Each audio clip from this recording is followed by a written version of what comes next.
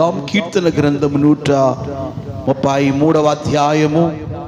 కీర్తన గ్రంథము 133వ అధ్యాయము 2వ వచనాన్ని ఒకసారి చదువుదాం.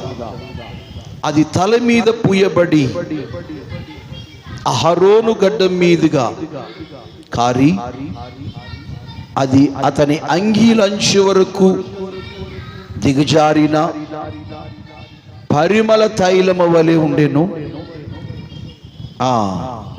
దిగివచ్చు హెర్మోను మంచు వలె ఉండెను. ఆశీర్వాదమును శాశ్వత జీవమును అచ్చట నుండవలనని యెహోవా సెలవిచ్చి ఉన్నాడు. ప్రియులారా, ఈ తైలాభిషేకము అనేది ఆరంభములోనే, అనాదిలోనే బైబిల్ గ్రంథములో దేవుడు ప్రారంభించాడు.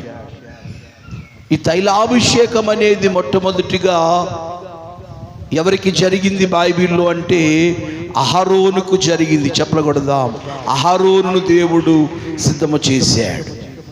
అహరోను ఎవరు అంటే మోషే అన్నగారు. మోషే అన్నను దేవుడు యాజకుడుగా సిద్ధము చేశాడు. దేవుని సేవ చేయటానికి దేవుని మందిరములో యాజక వస్త్రాలు వేసుకుని దేవుని ప్రజలైన వారికి అభిషేకము చేయడానికి, తైలము వేయడానికి, ప్రార్థనలు చేయడానికి, కొన్ని వాక్య సూచనలు ఇవ్వడానికి ఆనాడు దేవుడు అహరోనును సిద్ధము చేశాడు.